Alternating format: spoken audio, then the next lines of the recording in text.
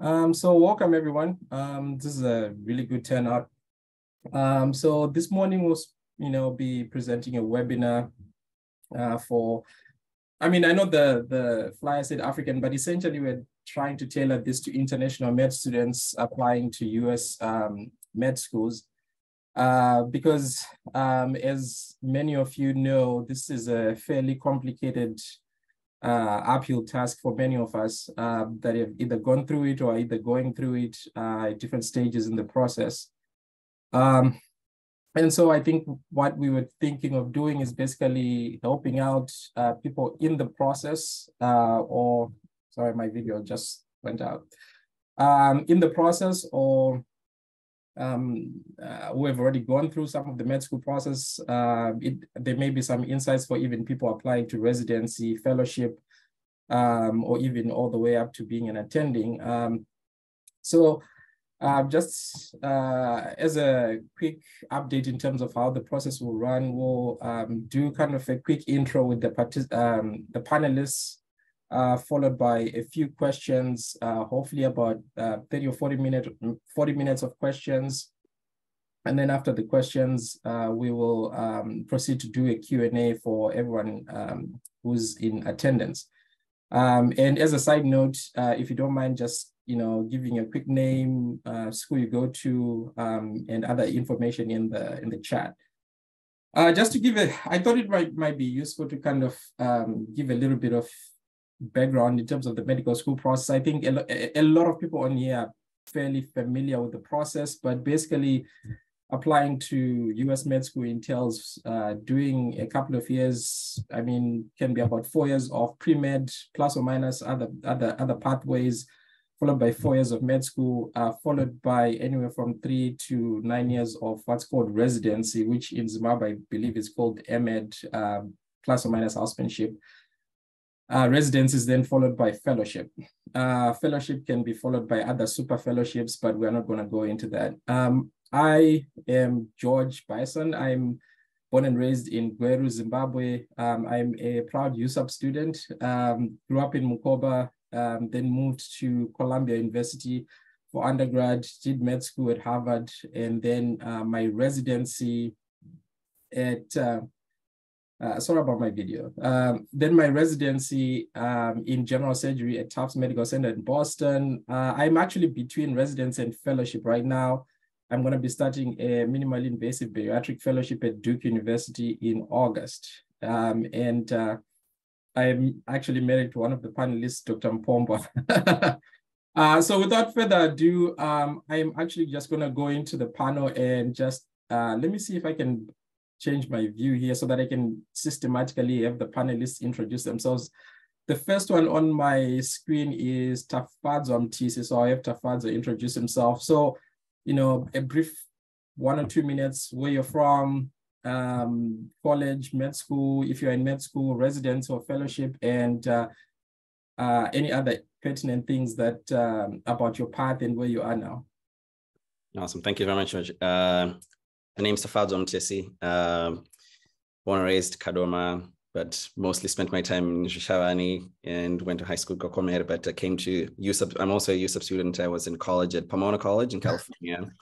I did my med school in New York Medical College up in Westchester County in New York, where I went on to do my internal medicine residency at Mount Sinai, in New York City. I completed internal medicine residency last June, and I just started a cardiology fellowship. And this is towards the end of my first year of fellowship at the moment. How do I do? Awesome. And then next one on my screen is actually Farai Msariri. He's not on the panel, but he is the guy who basically was the key to organizing a lot of this. So I'll just have Farai introduce himself. Hello, everybody. My name is Farai. Gweru, grew up in Gweru, went to St. Patrick's High, and then came to Arkansas. Proud, like Arkansas and ish here. Been here for almost 10 years. I am in health tech, was pre-med, and then changed paths like a lot of other people here, or in the past have changed anyways. But here, and I still love healthcare, in the business of healthcare, and really, really excited to put these resources in front of everybody, because I know how important it is and how difficult the process is. So awesome. Thanks for hosting, George. And then next is actually Clarity. Did that pronounce it right, Clarity? Yeah, you got it. Yeah. Hi, everyone. I'm Clarity, and I was born and raised in Chitungwiza, in Zimbabwe, of course. I'm currently an M1, so I'm a newbie. I applied like last cycle, and I am at the Cleveland Clinic, Glenna College of Medicine in Ohio. Did I answer everything? Yeah. Let me see. Where am I missing? So I will go to wife. I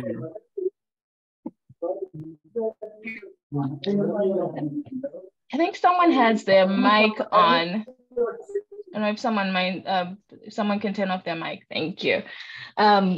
Good. I guess it's morning on our side. Hi, everyone. My name is Dr. Tari Rompombo. I go by Tari. I'm also a proud USEP student. I was born and raised in Zimbabwe. I grew up in Kadoma.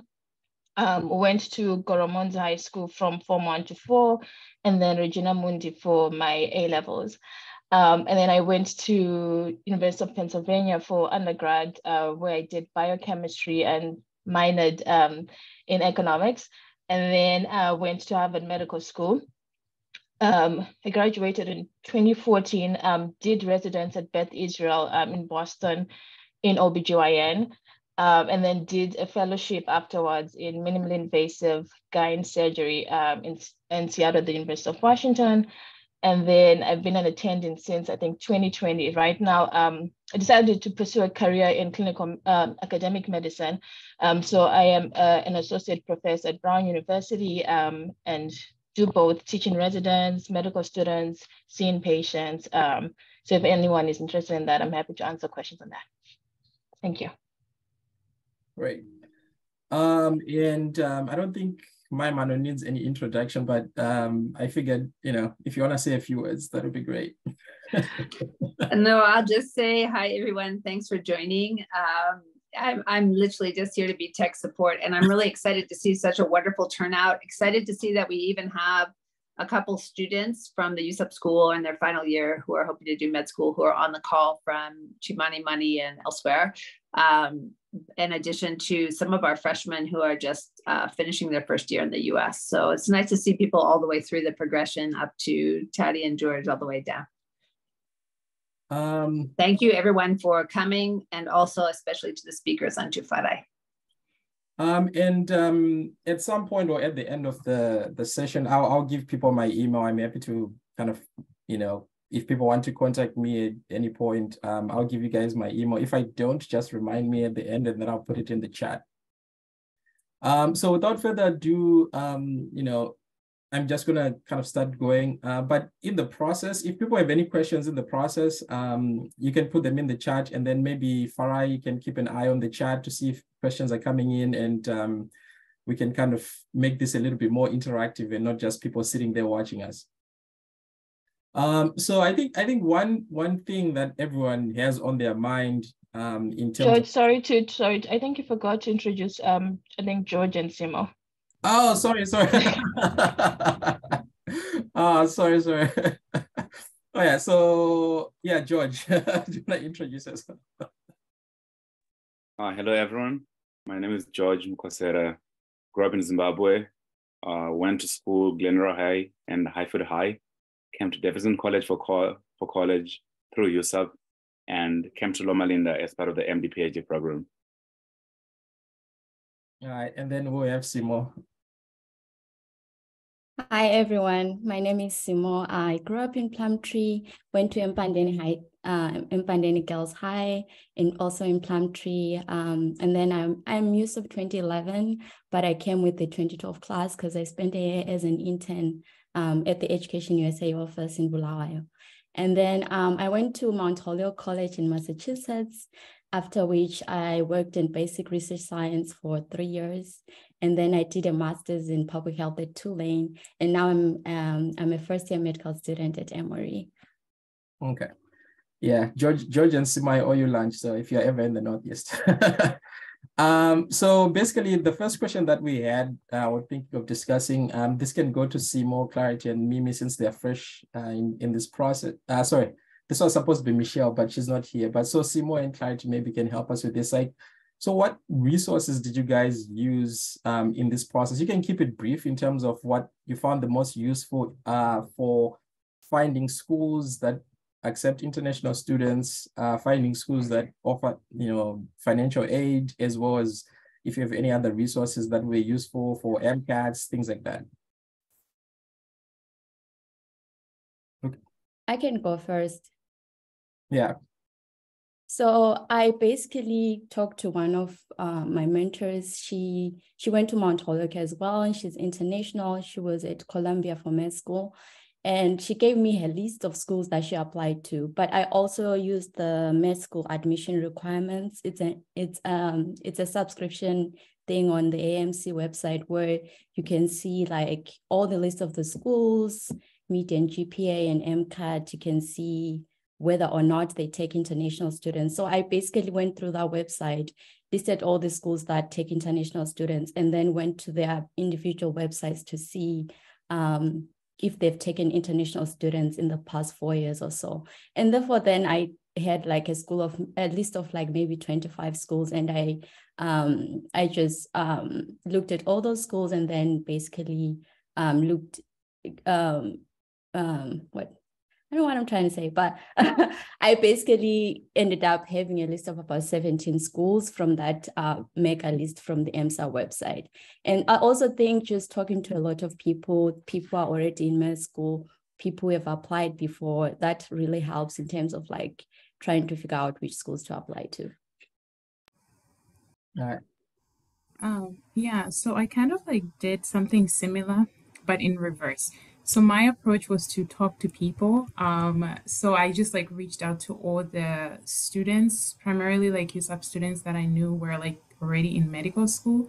And then I used the lists that they had used prior. And I do know, like Simo pointed out, MCAS has a good resource, but the only thing with that is like they say they do take international students, but it doesn't really apply to us in some of the cases. Like things like Canada is considered as international, which doesn't really apply to us as Zimbabweans. And I think like just using a list with like someone that has compiled it and used it before was very helpful. And I also reached out to students who were like at those schools just to see what their process looked like. And that was very helpful as well. So there's like a lot of Zimbabwean students out there. I just like reached out to everyone one by one if I found a school that would be interesting, because some schools would take just one student in 4 years. And so I looked at those trends as well and just like trying to see why that is the case. So yeah, I think those are trends to kind of like keep an eye out for. Okay. Yeah, so you both bring up a good point, which is leveraging your networks and taking advantage of the people that have gone through the process. Because I remember when I was applying to med school, I think there were only a couple of people. I think it was Tafadzwa, Maya, and I'm forgetting who else. I think Tafadzwa Ichinengete had applied. And so for us, it was difficult leveraging those networks simply because they were not as robust. But I think now there are many more people that have gone through the process, so I highly encourage people to leverage those networks. So one thing we're actually going to do in the next couple of weeks is, I think there's some USAP pre-med med students like Michelle Matesha who are organizing some kind of a Google spreadsheet to kind of see if we can have people interested in mentorship and guidance for some students, and then we can at least leverage the network that we already have to guide some people, because it can be a little bit daunting and a little bit complicated. In terms of the med school applications themselves, once you actually got started, are there any ways to leverage yourself as an international student? Because, when I was applying, which was 13, 14 years ago, I kept being told by advisors that international students don't get into med school. It's impossible. You need some astronomical GPA, you need like 50 publications, and you need some benefactor to pay for your tuition, so don't even try. So are there any methods or ways that you guys leverage to increase or make yourself marketable? So we can start with maybe Clarity, then go to Simo, and then maybe George, since you guys are still fresh, and then if Tafadzo and Tari want to comment, that would be nice too. Yeah, so I think that advice hasn't changed. I also got the same advice even when I was in college. And I think that's the biggest thing that deter a lot of international students. Just like starting from college, you don't have people who can help you through the process. Like there is like a medical school, a pre-med group and like resources, but they're not as helpful for us. But because I knew that some people had gotten into medical school, I was like, okay, those people did it. Those people were used up like me. Like they went to the same schools as I did. So I'm just gonna like reach out and see what they did to get where they're at. But I think for me, the thing that I realized is that when you're applying to medical school, you just want to have your own story and you just want to be persuasive enough in what you're saying, whether you do research or you just like you don't. Because I know we talk about research, we talk about having like a really great GPA, we talk about having a great MCAT score as like the things that you want to have. Yeah, you want to have a good enough MCAT score, you want to have a good enough GPA just to open doors. But things like research, I think those things are somewhat like debatable. Like it's good if you have it, but I don't think it's a hard set rule because some people will spend their time volunteering, going around countries, like spending a lot of hours with volunteering. I think things like that count. So I think you just want to have a really holistic story that speaks to who you are and your motivations of like going into medical school, and just make sure that that is compelling enough to convince whatever school you're applying to take you. Well, I'll add to that and say apply early. So when the application season starts, I think it just started, the primaries are open and you can submit early June. So apply early and apply widely. So going back to making that list of schools, make sure you apply to a wide variety of schools. And also try to apply to schools that have given international interviews and admissions before, because that I think will increase your chances of getting in. And also try to have a comprehensive application. I used the core competencies for entering medical school on AMC. And so just trying to tailor your application to each competence. So if you're describing your activities, make sure you're just talking about all your experiences holistically, be it research, your volunteering, your shadowing, and just I took 5 years between my school and college. So one of the reasons was because I was trying to build a very strong application. When I was at Mount Holyoke, I really didn't have any clinical experiences. It's a very isolated college. And so I really didn't have like the means to go to hospitals far away to shadow. So I spent my first 3 years trying to just gain clinical experience. I shadowed, I volunteered at a clinical center. So I think those are one of the ways in which you can set yourself apart.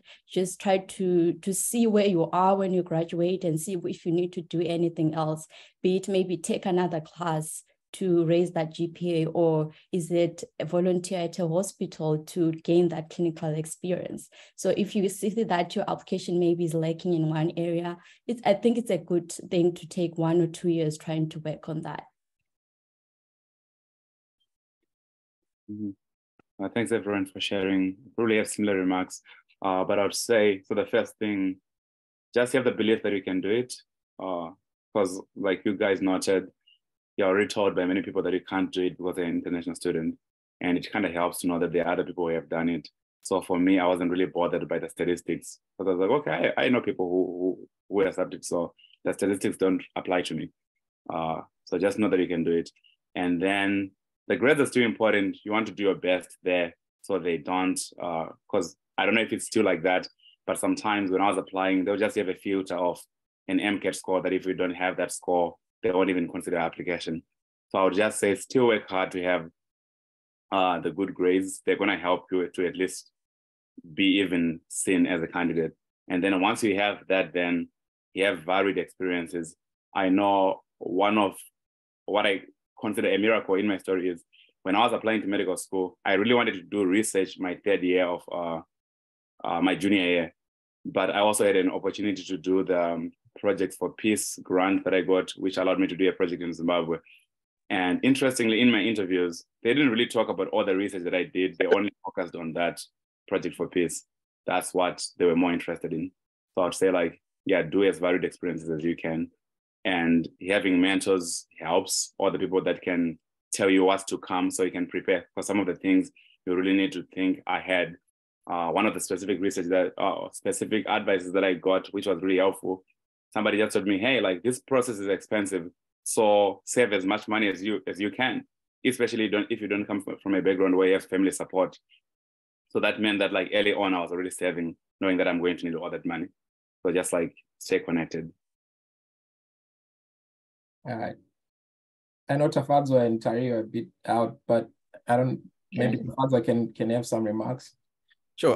I guess all I can really say is just reiterate what everyone else has already sort of like brought up. Yes, I also experienced the same situation where the advisors were telling me that, hey, you literally need a different plan B because this plan that you're trying to do does not seem like it really portends well, especially for medical school, for med students, international students trying to go to med school. And really just trying to hop on the issue that was like brought on earlier by George. I sort of like reached out to George. I don't know if he remembers back in 2014 or something like that. And even though he had some time off, he directed me to other people that were like closer to the process. We'd done that, and everyone's able to like help me and give me the tools necessary to at least continue on. And part of it also was just really just stubborn persistence that, hey, if the other people have done it before me and they're in this position, so I feel like I could definitely try that as well. All right. And I would just add, I think everyone has kind of touched on this. It's really important for you to find your people. Like I think George mentioned, like finding mentors, like that was a key thing for me. You're definitely going to meet people that will tell you can't do that, and that's fine. Like I just ignore those people. But once I found people that believed in me, like I stuck to those people. Like an example was my research mentor. Like once like I knew that this person supported me, like I worked with that person, and even after Michelle came after me, Michelle also went to that same lab. So once you know those people that are willing to like believe you and support you, stick with those people. And another thing what Sim would say, give yourself time to prepare for your application, especially the grades are really important when it comes to the MCAT, the GPA. I initially had actually not given myself enough time to study for the MCAT and actually had to retake the MCAT, but make sure you give yourself enough time. That really helps in terms of you getting interviews for that. I was noticing in the chat that as my man mentioned, we have some people who are actually doctors, some people are actually in med school right now. So I just want to mention to people who've gone through the process or in the process, if you have any comments as well, we welcome your comments too. I actually just got a text from Tampo, who's a fellow right now in pediatric gynecology at Children's Hospital. Tampo, I don't know if you want to just say hi, if you have a comment or two that you wanted to say. Yeah, so hi. So I think my background, so I am Gokwe. I know there are memes out there, but I'm from Gokwe, proudly from Gokwe. And I went to a very small liberal arts college. I went to Bennington College in Vermont. There was like 600 students. And I'm glad like Tari brought this thing, like multiple people have brought this. I almost did not pursue medicine. And the reason why I'm here is because I had mentioned my interest to go into medicine when I was like a freshman, to like the pre-med advisor and like my like freshman advisor in college. And like when I was about to graduate, she was like, what happened to that dream? Like they knew that I was like, it's something that I sort of like at the end, I was like, I don't know if I can get in. And they really encouraged me like having, so like finding those people like a champion or like champions for yourself for that process. And I had like, I'm still in contact with Mike. It's been, like I said, like, I don't know, 15 since we graduated college.